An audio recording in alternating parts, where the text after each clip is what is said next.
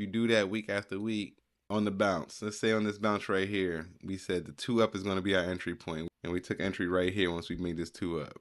That would have been an entry on SPY at 658.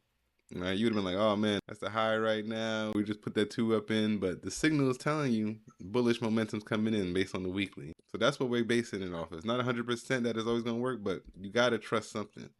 So boom, now that 2 up plays out. Now the next week, you're still skeptical. Let's say we didn't take it again. All right, when this 2 up plays out again, we'll start taking the trade, the 2 up on the weekly. It happened again.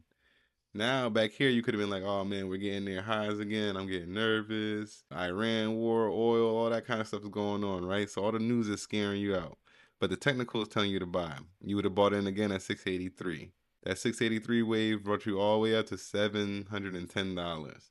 So that's a massive push right there, just off the 2 up signal. Mind you, we don't know if it's gonna keep rallying. Mind you, there's a lot of negative news. This thing can pivot, come back down, but you're going off the technicals. When the news is all over the place and it's not solid news, you got to base it on technicals. Then we come to the next week, same thing again the next week. Boom. Oh man, after that crazy rally, I don't want to get in after we put a 2 up. I want to play the rejection. I want to see we refill all the way back down. Right? But you would have got in right here at around 712.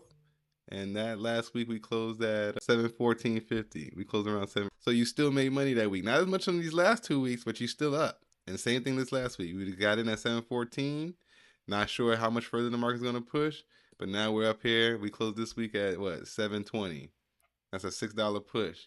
And so it's the same thing happening over and over again. Don't try to time and get the rejection until you see it happening on the weekly, at least. When we see a 2 down candlestick coming on this weekly, then we can say, all right, some weakness is coming in. Then we can start looking at bearish plays a little bit heavier. But until then, there's really no point in trying to time the pivot.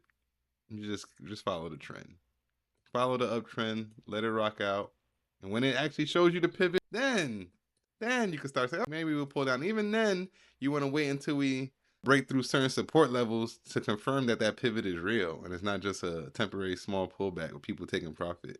But folks, this is it. This is the bull run we're in right now. That's how I want to play it going forward. So like I said, we're waiting for this 2 up on SPY. And we can see how this goes after that. I think we reached for 730. That's the next psychological level for SPY. So if we're going to continue this bullish trend, that's where we're going to go for next. And we'll do an entrance we'll do our entry at 724. And that's what we'll look for. And we'll ride the wave till the wave crashes.